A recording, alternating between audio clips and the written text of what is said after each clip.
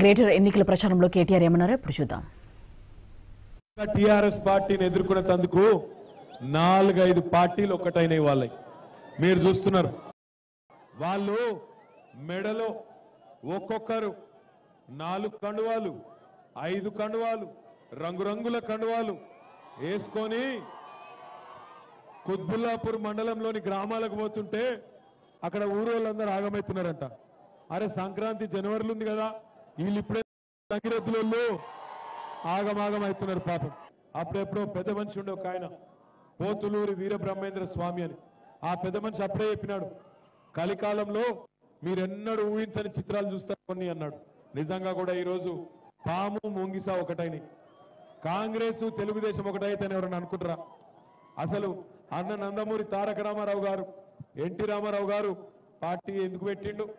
కాంగ్రెస్ ను బొందబెడతా, కాంగ్రెస్ ను బంగాళాఖాతంలో కలుపుతా అని చెప్పి అన్నగారు పార్టీ పెడితే ఈరోజు ఆ పార్టీని తీసుకొని పోయి చంద్రబాబు నాయుడు గారు రాహుల్ గాంధీ గారికి కాంగ్రెస్ పార్టీకి ఒక పార్టీ చేసి పారేసిండు. చంద్రబాబు నాయుడు గారు ఢిల్లీ పోయినారు, పోయి రాహుల్ గాంధీ గారికి ఒక వీణ ఇచ్చినారు, రాహుల్ గాంధీ గారు చంద్రబాబు నాయుడు గారికి ఒక ఫిడేల్ ఇచ్చినారు. వాళ్ళిద్దరు కలిస్తే కూడా అవుతుంది. రేపు 11 డిసెంబర్ తర్వాత కేసీఆర్ ముఖ్యమంత్రిగా ప్రమాణ స్వీకారం చేసేటప్పుడు చంద్రబాబు నాయుడు వీణ వాయించాలే, రాహుల్ గాంధీ ఫిడేలు. అంతకంటే అయ్యేదేమీ లేదు, పోయేదేమీ లేదు. నిజంగానే నందమూరి కుటుంబం మీద నీకు ప్రేమ ఉంటే, ఎన్టీఆర్ మన్మరాల మీద నీకు ప్రేమ ఉంటే, హరికృష్ణ కూతురు గారి మీద నీకు ప్రేమ ఉంటే ఎందుకు నువ్వు ఆంధ్రాలో తీసుకొని పోయి అక్కడ డైరెక్ట్ గా మంత్రి చేయలేదు? నీ కొడుకులు చేసుకున్నావు కదా మంత్రి, ఎమ్మెల్యే కాకముందే తీసుకుపోయి లోకేష్ మంత్రి చేసుకోలే ఆంధ్రాలో. అట్లా ఆమెను కూడా చేయొచ్చు కదా. ఇక్కడ ఎందుకు పోటీ పెట్టాలి? లోకేష్ ఎందుకు దించదు? ఇక్కడ దించాడు. ఎందుకంటే ఆయనకు తెలుసు ఇక్కడ కంపల్సరీ ఓడిపోతారని తెలుసు. ఓడగొట్టాలి, ఆ నందమూరి కుటుంబాన్ని భవిష్యత్తులో లోకేష్ అడ్డం రాకుండా చేయాలి. ఈ కుట్రవన్నీ ఈరోజు పాపం ఆ అమాయకురాలు ఇక్కడ దిస్తా ఉన్నాడు.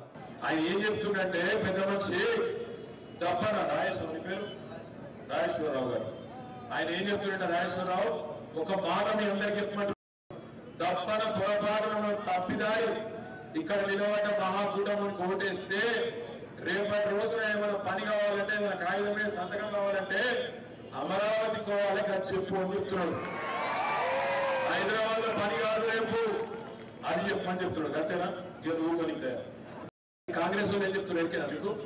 ఉత్తమ్ కుమార్ రెడ్డి అంటున్నాడు, ఆయనట కేసీఆర్ ను దించే వరకు గడ్డం కూడా గీక్కోడట. ఆయన గడ్డం గీక్కోకపోతే ఎవరికి బాధ నాకు అర్థం కాదు. ఆయన గడ్డం తీస్తే ఆయనకు బాధ, మనకేం వచ్చింది బాధ? ఆయన నా నిలవగడిన తమ్ముళ్ళు గడ్డం గీయనోడల్లా గబ్బర్ సింగ్ అయిపోతుంది. ఇక ఒక్కొక్కరు పోజులు అట్లనే గడ్డం పెంచుకొని